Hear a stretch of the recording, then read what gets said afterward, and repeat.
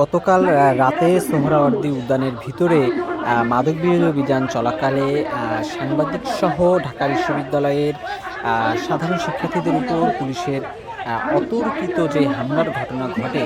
Police যেটিকে বলছে যে অনাকাঙ্ক্ষিত ঘটনা এবং তারা আসলে পরিচয় না পাওয়ার কারণে এমন ঘটনা আসলে ঘটেছে এমন কিন্তু পুলিশ বলছে। তবে এই ঘটনাকে একটি পরিকল্পিত হামলা হিসেবে কিন্তু দেখছে সাংবাদিক সমাজ, কেননা এই রমনা জোনে ইতিপূর্বেও একাধিকবার সাংবাদিকের উপরে কিন্তু হামলার ঘটনা ঘটেছে। মূলত সেই হামলার প্রতিবাদে আজকে কিন্তু শাহবাগ থানা ঘেরাও করতে এসেছে ছাত্র ফেডারেশন সহ সাধারণ শিক্ষার্থীরা। মূলত তারা বলছে যে রমনা জোনের ডিসি মাসুদ আলম সহ গতকাল রাতে এই অনভিপ্রেত যে হামলার ঘটনায় অভিযুক্ত যে কনস্টেবলরা ছিল তাদেরকে দ্রুত অপসারণ করে এই ঘটনার সাথে আসলে কারা জড়িত কিংবা তারা কেন ধরনের ঘটনা ঘটালো সেটি তদন্ত করে তাদের বিরুদ্ধে বিভাগীয় ব্যবস্থা সহ আরও যে ব্যবস্থাগুলো নেওয়া উচিত সে ব্যবস্থাগুলো নেওয়ার দাবিতে কিন্তু আজকে শাহবাগ থানার সামনে অবস্থান নিয়েছে ছাত্র ফেডারেশনের নেতাকর্মীরা সহ সাধারণ শিক্ষার্থী। এবং আপনারা দেখছেন যে এখন কিন্তু শাহবাগ থানার মূল ফটকের সামনে অবস্থান নিয়ে আছে শিক্ষার্থীরা এবং পুলিশ সদস্যরা কিন্তু ভিতরে অবস্থান করছে এবং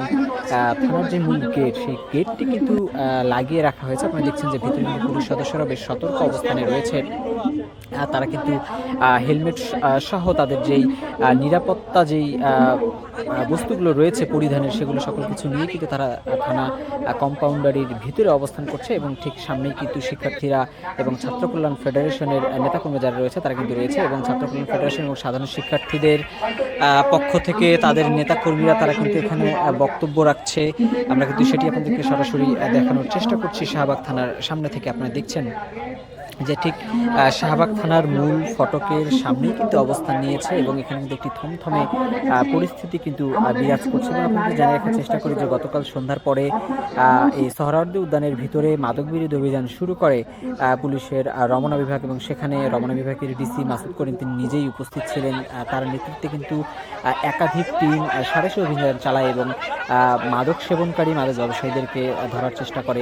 এই মুহূর্তে কিন্তু দেখছেন যে থানার গেট খুলে এই শিক্ষার্থীরা যারা আন্দোলনকারী যারা থানা ঘেরাও করতে এসেছেন তারা কিন্তু থানার ভিতরে প্রবেশ করেছেন এবং পুলিশের সামনে কিন্তু তারা একটি মুখোমুখি অবস্থানে রয়েছে।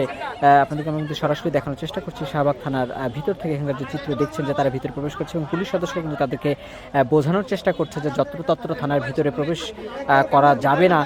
এবং এই আন্দোলনকারীদের পক্ষ থেকে আজকে তারা কিন্তু থানার ভিতরে একটি স্মারকলিপি দিবেন পুলিশ বরাবর এবং তারা বলছেন যে গতকালকের ঘটনায় আসলে যারা জড়িত তাদেরকে যাতে দ্রুত সময়ে শাস্তির আওতায় নিয়ে আসা হয়, মূলত এই দাবি নিয়ে কিন্তু তারা থানা ঘেরাও করেছে এবং এই মুহূর্তে কিন্তু তারা থানা কম্পাউন্ডারির ভিতরে অবস্থান করছে। আমি কিন্তু সরাসরি আপনাদেরকে দর্শক দেখানোর চেষ্টা করছি থানার ভিতরের যে চিত্র সেটা নিশ্চয়ই দেখলেন যে এবং এখন দেখছেন যে বাইরে কিন্তু শিক্ষার্থীরা অবস্থান নিয়ে আছে এবং বলা চলে যে বেশ থমথমে কিন্তু পরিবেশ বিরাজ করছে। দর্শক আবার নতুন কোনো আপডেট নিয়ে দেশে যুক্ত হবে সে পর্যন্ত সাথে থাকবে।